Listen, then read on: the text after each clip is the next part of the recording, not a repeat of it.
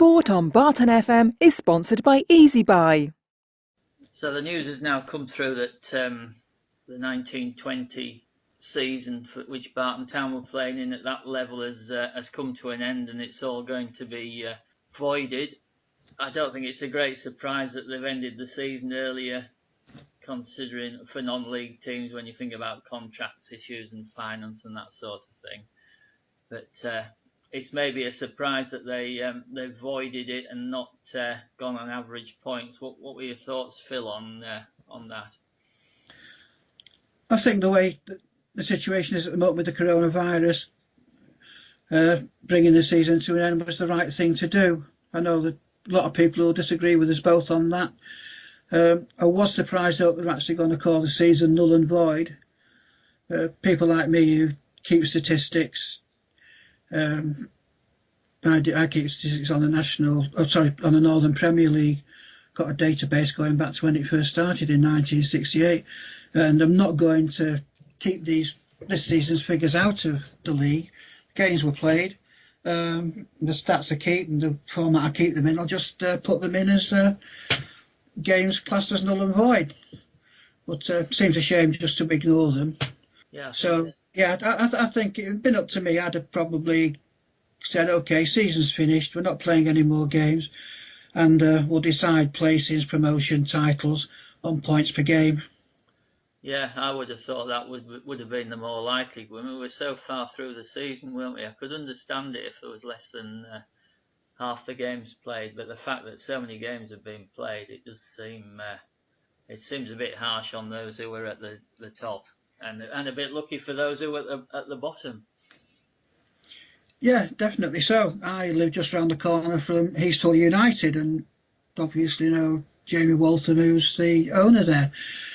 But got to think 1 point at the bottom of the table, they're definitely going to get relegated. And I won't say they'll be smiling, because I'm sure they'd rather not be in this position. I think they'd be quite happy to accept, they'd get relegation because of the performances on the pitch. But it's very difficult for the teams that have already won promotion, Jersey Bulls and Vauxhall Motors. The teams that see odds on that they would get promotion, like South Shields. But again, you get teams like them, and there seems to be bleating, well, we spent a lot of money, we should be going up, and that weakens the argument for me. It's not a case of how much money you've spent, it's have you done it on the pitch, which they have. But they seem to be thinking more of themselves at times than the game as a whole. Yeah, I think if they've said they've spent the money, well, if it's money that they can't afford and they're not sustainable, that's a problem, I would say. Yeah, I mean, some people have been saying the season should carry on when we're allowed to restart football, play the season out, no matter when that would be. But that could take us into 2021. You've got to allow for a pre-season break, really. Clubs need to get things sorted. But if you take it into 2021, you've got the decision then, do we actually have a 2021 season, or do we wait till August 21 and have a 21-22, and 2021 doesn't exist at all? But that begs the question then, where do clubs raise the money from between now and August 2021? Most clubs at our level have probably only got 4 home games at the most to come. 4 home games barely cover, with the attendances most of us have, barely covers the cost of putting on the game, if it does at all. So how they go doing the best part of 15 months without any income whatsoever, I've absolutely no idea. If you've got a social club and you can reopen it, you'll get some money coming in that way, it will help. But I still think closing now was the right decision. If and when people can get out, they can start looking at how they can maintain the ground and prepare it for next season, which may well not kick off till late autumn, or even maybe a spring, and we just play a truncated season next year. However many teams you've got in your league, you just play each other once, slight imbalance of home and away games, but so be it. But that might be one way of doing it. Yeah, it might certainly get to that, because I mean, I can envisage that nothing's going to happen. We're going to be locked down till about September, the way things seem to be going. But and yeah, certainly I don't think the season could have continued. You've also got the issue over players' contracts as well. There won't be many players contracted at this level, but there will be some. And that ends 30th of June. So if the season was to continue, what happens to those players who were under contract and now have gone somewhere else? And there'll be a lot of players will have gone somewhere else by the time it gets to the start of the season. It's quite common, isn't it, moving around in the non-league scene? Yeah, they say most players at this level aren't contracted. I was reading a piece from some sports lawyers about contracts, and really it applies more at the top levels of the game where everybody's on a contract. But apparently some player contracts have a clause in that allow the clubs to unilaterally impose an extension. Not every contract has that, apparently, but it was a bit of a surprise to me when I read that. But yeah, if a player says, no, I'm not going to carry on, you're asking me and I don't have to agree to it, I'm not going to sign for next season, it makes a bit of a nonsense. Also got all sorts of other issues around transfer deadlines. They would have to be altered if the so-called elite footballers are now seen to be classing it continues. Do you extend the transfer deadline? How does that work lower down? A difficult situation all around, really. I can understand the worried about the money they spend, but it comes back to the point you were making a few minutes ago about non-league clubs who drastically overspend to get promotion. If you've not got the, you can't afford to lose the money, then you're not sustainable. I think one issue that people are forgetting as well, we don't know how long we're going to be in lockdown for. Let's say we can play again in June. We're allowed to play football, whether it's behind closed doors or what.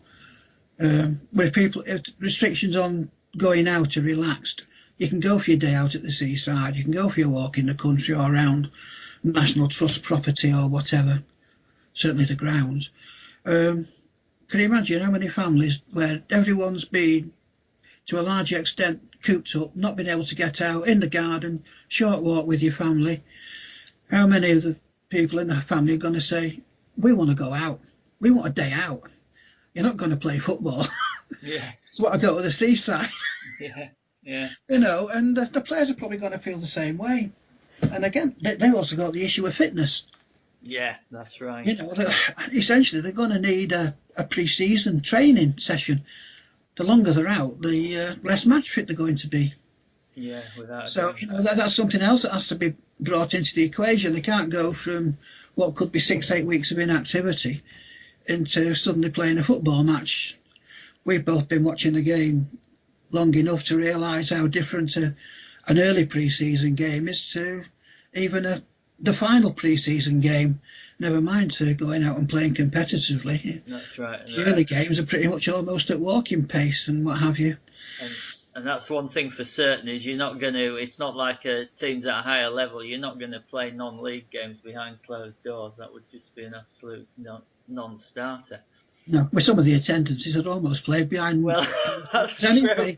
You know, not being nasty, but, you know, when you look at attendances at some clubs, less than 100 people, the chances of infecting somebody, because you can isolate yourself in crowds like that quite easily. Well, yeah, you can. You can do your 2 meters without much problem at all.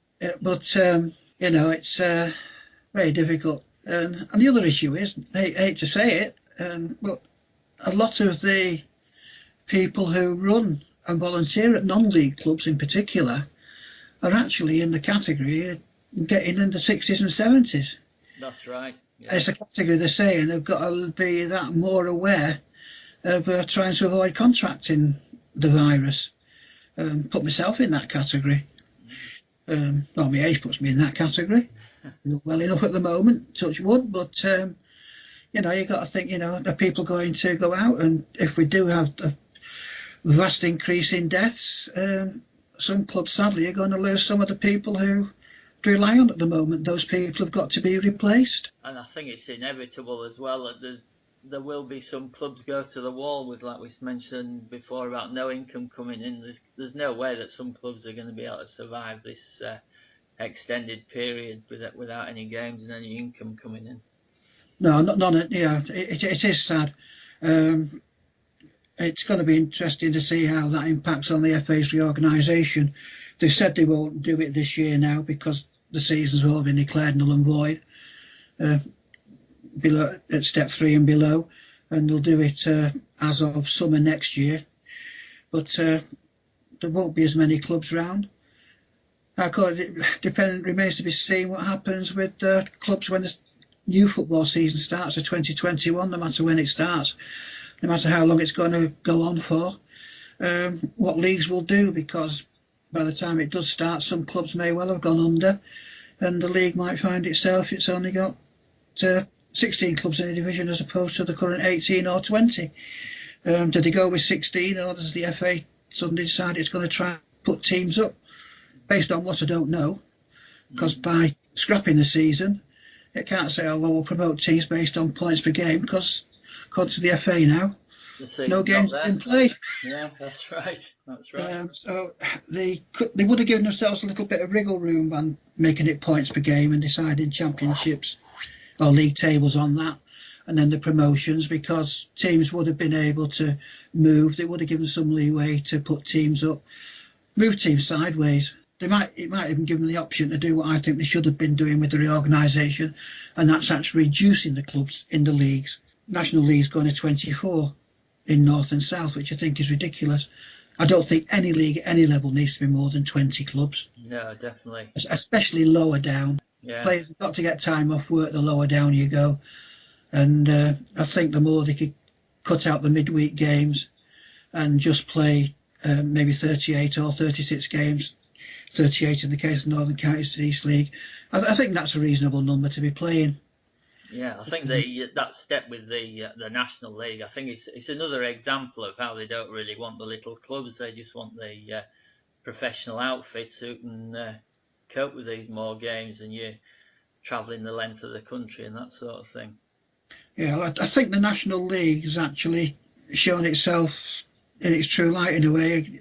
I think basically they want to be an extension to the Football League, and by not saying we'll be happy to cancel our season and null and void it, as steps 3 to 6 have, we're not basically a non-league is set up. Yeah, that's right. I think by looking to carry on, they've pretty much said we're more in line with the Football League than we are with non-league football. Yeah, it's certainly trying to detach itself from the non-league game, in my opinion. Yeah, I mean, say whatever the FA did, they'd have upset people one way or the other. It's a situation for which is no easy answer. I'm not going to criticise them, because someone has to make a decision. They're the governing body. They've made one. And some people are upset, but it's not one I'd like to have made. You're probably going to have to make difficult decisions when you're in authority. And I know one position I held when I was working, made some decisions that were tough calls to make. Not everybody agreed with them, but they need making. And you just have to go ahead and do it and hope your actions can be seen by people to be reasonable in the circumstances. They may not agree with it, but who does agree with everybody in life? And I won't criticise the FA for what they've done. I would have done it differently, but that's their call. Nulling and voiding the season does seem a little bit harsh, but to some extent I can see the logic of it. I have seen it mentioned that one reason why they could have done it is that if they say the season's null and void, then it might go for them if clubs like South Shields, as they're indicating, might take legal action in the future over the non-promotion this season. And the FA could turn around and say, well, there aren't any league tables, so you couldn't have been league champions. Well, yeah, that's now whether that would go down with a court, who knows? But that begs another issue, doesn't it? Clubs are talking of taking legal action, whether they will or not, whether they have a case or not. I don't know. I'm not a lawyer. But if they did, then what happens about leagues restarting, this, that and the other? Because leagues probably couldn't restart while there's legal action going on as to what the situation is with member clubs. That could delay the start of a new season. If they get told, the FA got told it had to play all the games that hadn't been played and carry the season on, that would delay it as well. So, it's just, in some ways, it's easiest decision, because all clubs now know that whenever it starts, they can be preparing for a new season. They're not trying to hanging on. What do we need to do to finish this one? Let's concentrate on how we can try and keep afloat and start 2021, whether it's a full season, half season or whatever.